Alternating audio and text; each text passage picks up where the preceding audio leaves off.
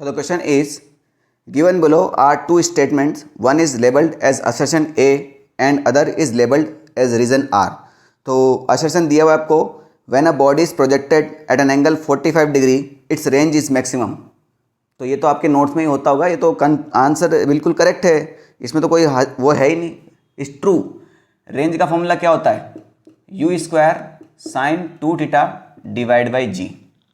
अब मान लीजिए मेरा यू फिक्स है भाई, मैं कितना भी जोर लगाऊं, मेरा एक यू एक इनिशियल वेलोसिटी होगी, उसके पार मैं उसको फेंक ही नहीं सकता. मैंने कोई मशीन भी रख दी तो मैं मान के चलता हूँ उसकी मैक्सिमम स्पीड कितना है, 150 मीटर पर सेकेंड. तो 150 के ऊपर वो जाएगी नहीं, यानी यू तो उसका फिक्स हो चुका है.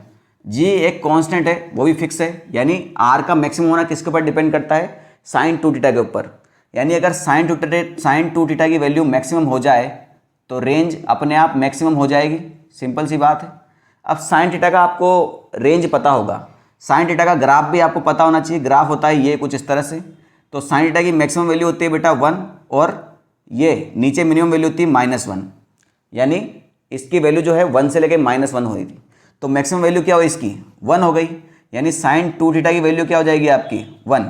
साइन 2 थीटा की वैल्यू 1 हुई तो साइन थीटा की वैल्यू 1 कब होती है? 90 डिग्री पर. यानी हो जाएगा साइन 90, यानी 2 थीटा इज इक्वल टू 90, यानी थीटा कितना हो जाएगा आपका? 45 डिग्री. सिंपल सी बात है.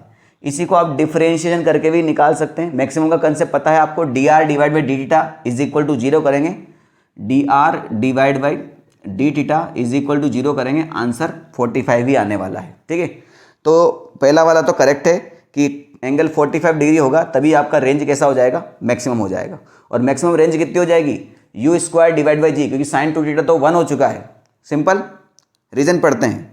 For maximum range the value of sine 2 theta should be equal to 1.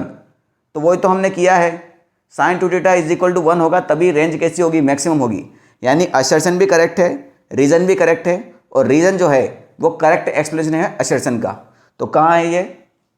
Assertion reason is true, reason is correct explanation of A. Simple सी बात है. ठीक है.